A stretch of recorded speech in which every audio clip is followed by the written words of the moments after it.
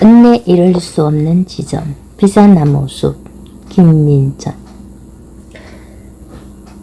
권여선. 끝내 가보지 못한 비자나무 숲. 권여선의 끝내 가보지 못한 비자나무 숲은 비교적 짧은 소설이다. 줄거리도 튀는 내용 없이 잔잔하다. 그런데도 이 소설은 묘한 매력이 있어서 읽고 나서 오래 여운이 남았다. 그 이유가 무엇일까 곰곰이 생각해 보았는데 그건 이 소설이 아주 편안한 데다 멍청스럽기 때문이 아닐까 싶었다. 얼마나 멍청스러운지 소설이 거의 끝날 무렵까지 당장 인물들의 어떤 관계인지조차 제대로 알려주지 않는다. 화자 명희는 2년 반 만에 도우의 전화를 받고 다음날 제주도로 떠난다. 도우의 어머니가 꿈을 꿨는데 자신을 보고 싶어 한다는 말을 듣고 쓰였다. 소설 초반엔 화자와 도우의 어머니 등 세 명의 관계가 모호하다. 화자를 왜 불러온 것인지, 화자가 곧바로 가겠다면서 다음날 서둘러 비행기를 탄 이유도 흐릿하다. 소설 앞부분에 어제 엄마가 꿈을 꿨다고 그래요. 꼭 한번 봐야겠다고. 엄마가 자꾸 애처럼 졸라서 그러는데 한번 내려왔으면 싶어요. 라는 문장에서 전후 사정을 짐작만 할 수 있을 뿐이다. 어머니도 화자를 보고 이렇게 내 손을 직접 꼭 붙잡아 봐야 안심이 될 것 같아서 라고만 말할 뿐이다. 이들은 제주공항 근처 음식점에서 점심을 먹으면서 술도 한 잔씩 마신다. 또 집으로 가기 전에 바람을 쐬러 비자림으로 향하는 도중에 정우를 추억한다. 특히 화자는 정우에 얽힌 에피소드를 들으며 발작을 하듯 웃음을 터뜨린다. 그리고 도우는 그 분위기를 이어 그럼 이제 비자림 쪽으로 힘차게 달려보겠습니다. 라고 말한다. 소설 중간쯤에 갔어야 도우의 행인 정우가 2년 반 전에 죽었다는 것이 나오고 끝부분에 갔어야 화자가 정우의 애인이었다는 사실이 드러난다. 그리고 셋이서 비자나무 숲으로 향하는 길에 소설이 끝난다. 비자나무 숲에 도착하기 전에 소설이 끝나기 때문에 내가 기대한 숲에 대한 묘사는 나오지 않았다. 화자의 직업이 무엇인지, 정우는 무엇 때문에 죽었는지, 정우는 어떤 사람이었는지 등도 궁금했지만 작가는 멍청스럽게 끝까지 입을 다문다.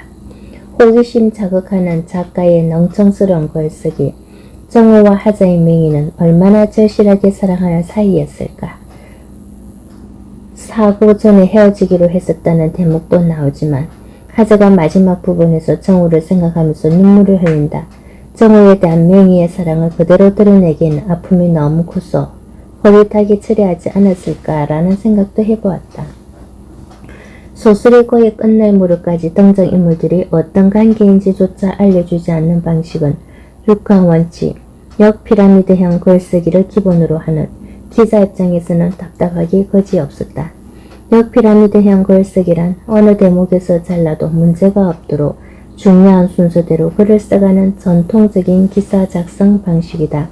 그러나 소설을 다 읽고 나서 느낀 답답함은 역으로 호기심이 되었고 그 호기심 때문에 내가 이 소설에 빠져들었다는 것을 인정하지 않을 수 없었다. 그러면서 너무 빨리 모든 것을 알려주는 글쓰기 대신 때로는 중요한 사실을 너긋하게 제시하는 것도 괜찮은 글쓰기라는 것을 알았다. 이렇게 별 다른 일도 일어나지 않는 잔잔한 스토리로 그것도 아주 불친절하게 설명도 해주지 않으면서도 끝까지 호기심을 유지하게 하는 것에서 작가의 내공을 느낄 수 있다. 작가는 한 인터뷰에서 비자나무 숲은 결코 닿을 수 없는 가거라는 실제를 상징한다고 했는데 그 의미가 알쏭달쏭하다. 작가는 평론가들이 내 작품에 대해 평한 것을 읽고도 잘 이해 못할 때가 많다고 말한 적이 있는데 비자나무 숲이 상징하는 것에 대한 작가 설명도 모호하다. 어쨌든 작가는 시간과 기억에 대한 글을 많이 쓴다는데 이 소설도 마찬가지인 것 같다. 비자나무 숲이 무엇을 상징하는지 의식하지 않고 읽어도 소설을 읽고 빠져드는데 아무 문제가 없다. 이 소설은 권여선의 네 번째 소설집 비자나무 숲에 들어있다. 이 책은 2014년 무형문학상을 받았다. 마치 여인의 정갈한 앞치마를 연상시키던 단정하고 아름다운 소설집으로 소설의 미학을 극대화한 단편 소설의 교본이라는 것이 수상 이유였다. 세계 최대 규모를 자랑하는 평대리 비자나무 숲. 이 소설의 배경인 비자나무 숲은 제주시 구자읍 평대리에 있다. 2014년 여름 휴가를 제주도로 간 것은 소설을 읽고 이 비자나무 숲에 가봐야겠다는 생각이 들었어였다. 비자나무 숲으로 가는 길목들은 멀리서부터 비자나무로 가로수를 조성해 놓았다. 끝내 가보지 못한 비자나무 숲에 나오는 일행들도 이 비자나무 가로수길을 통해 비자나무 숲으로 향했을 것이다. 평대리 비자나무 숲은 천연기념물 374호로 44만 8천 제곱미터에 500에서 800년생 비자나무 2870여 그루가 군락을 이루고 있다. 단순림으로는 세계 최대 규모다. 높이 7에서 14m에 이르는 건목들로 각 개체에 1년번호를 붙여 보호하고 있다. 옛날 마을에서 제사 지낼 때 쓰던 비자 씨앗이 제사가 끝난 후 사방으로 흩어지면서 뿌리를 내려 오늘날의 비자나무 숲을 이룬 것이라고 추정되고 있다. 지난 2005년 산림청 등이 선정한 아름다운 천년의 숲이다.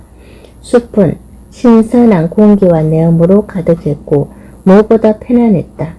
수백 년 거목 비자나무들이 내뿜는 피톤치드가 느껴지는 듯했다. 숲에 들어가며 대낮에도 캄캄할 정도로 비자나무가 빽빽하다. 영화 아바타의 원시림이 떠오를 정도였다. 비자나무 숲 사이로 3.2km 정도의 산책로를 조성해 놓았는데 한 바퀴를 도는데 1시간 정도 걸린다. 숲 가운데에는 이 비자림의 최고령 목으로 수령 813년이 넘은 비자나무가 있다. 높이 15m에 둘레가 6m에 이르는 거대한 나무로 지난 2000년 1월 1일 새천년 비자나무로 명명됐다. 산책로 중간에는 두 비자나무가 붙은 열리목이 있었다.